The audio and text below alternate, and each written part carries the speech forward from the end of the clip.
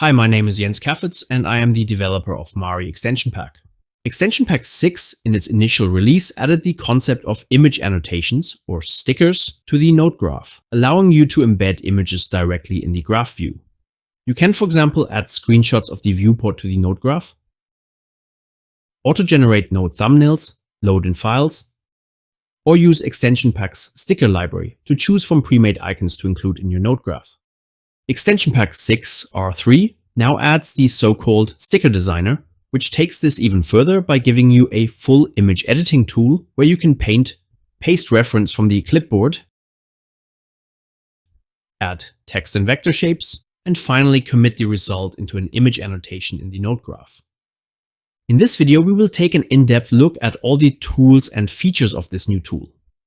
You can find the new sticker designer in the Nodegraph's right mouse click context menu under the annotations category. If you launch it, you will get this new widget overlaying the Nodegraph, giving you all the tools necessary to create a new sticker. If you wish to edit existing stickers, you can launch the sticker designer with one or multiple image annotations pre-selected. A quick way to do this is by using Extension Pack's new node context menus that can be launched by pressing Ctrl and space with a sticker selected. Here you can adjust the size of the sticker, which you can also do via the node's node properties.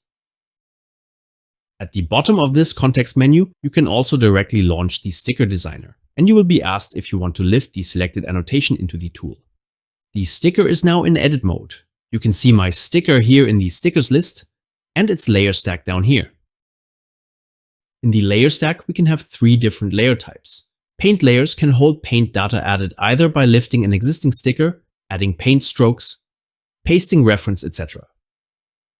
Text layers that can hold text created by the text tool. And shape layers that contain vector shapes created by the 2 included vector tools.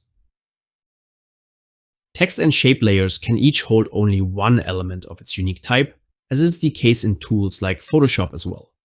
On each layer, you can see this little effects button, which opens the effects stack associated to the layer. As with the main overlay, you can reposition the effects stack anywhere on your screen. Within the stack, you can add effects to the layer, such as adjusting the layer opacity, adding shadows, tinting, and color correction. Down here in the FX stack, you can reset the stack to its default settings, as well as copy your current adjustments in order to paste them onto a different layer.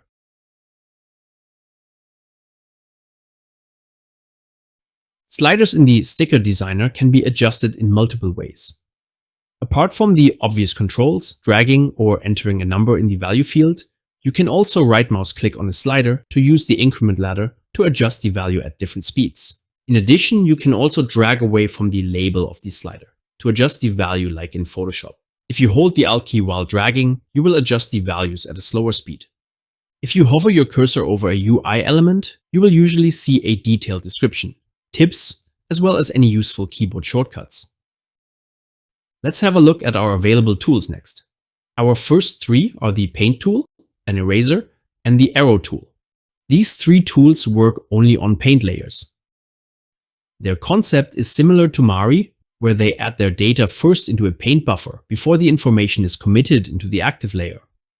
So the stuff I've done here currently is not yet in my layer. If I, for example, switch to the text tool, you will see this commit message appear while the information is baked into the active layer. If I have uncommitted paint or not, can be seen by this brush icon in the layer stack. If it is red, there's unbaked paint in the buffer. Apart from switching tools, you can also force commit the changes to the active layer by clicking on the button. Hotkey-wise, the paint buffer of the tool is also in line with Mari's paint buffer, so pressing hotkey B will also bake paint onto the layer. Pressing Ctrl-Shift-C will clear the paint buffer without baking the information. You can see those hotkeys in the tooltip of the brush button. Also similar to Mari's viewport workflows, if you press and hold the Alt key, the paint buffer will also be baked, and after that finished, you will be in Nodegraph navigation mode. So you can freely move around your Nodegraph even while the sticker designer is active. A different way to enter the navigation mode is by unselecting the currently active tool. So here if I press P to activate my paint tool, press P again to untoggle it, then I am also able to navigate the Nodegraph since no tool is selected anymore. If you moved your Nodegraph too far away from your active paint, you can use this button down here in the layer stack to center the Nodegraph again on the contents of the layer. The tool properties of the three paint tools follow an identical pattern. You can adjust the brush size as well as your pen pressure curve for different brush tapering effects.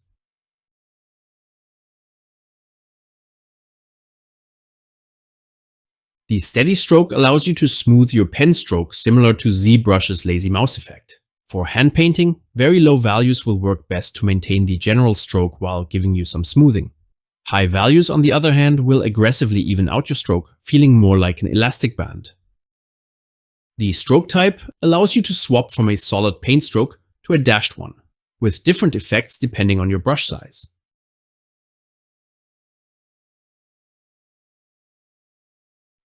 Inside the arrow tool, you can control the width of the arrow wings, as well as if you want arrow tips on both sides of the stroke, or just one.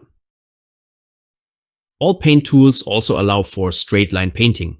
If you hold Shift, you get this preview line, and a click will create a straight line for you. If you hold Shift and Control at the same time, you will enter a 45-degree mode, where the line will snap in increments. To control color, you have the usual background and foreground colors, and you can swap between them using the X hotkey. The color swatches allow you to access your most used colors. A single click on a color swatch will set it as foreground color. Holding the Alt key while clicking, on the other hand, will set it as background color. Alternatively, you can also drag color swatches onto any color field to assign it. You can add new colors to the swatches by clicking the plus button, and delete swatches by dragging them, which will turn the plus button into a remove button. Let's move on to our three vector tools. Using the text tool, you have a close copy of Photoshop's general text functionality. If you are on a painting layer, a new text layer will be automatically created for you, and you have the usual size, font, and transform controls. If you hold the Control key, you are entering transform mode, and you can scale, rotate, and move. If you hold Shift while rotating, you will rotate in 45-degree increments. As I had mentioned earlier, the text layer is one of the layer types that can only hold one item. To quickly add a second text item while already on a text layer, double-click in the canvas to create a new text layer.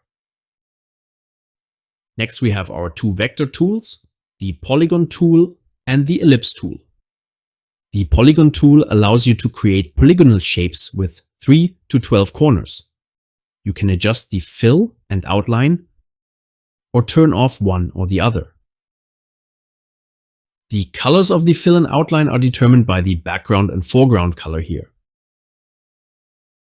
Same as on text layers, you can hold Ctrl to enter the transform mode, press Ctrl and Shift to rotate in 45-degree increments, and double-click on the canvas to create an additional polygon item while you are already on a shape layer.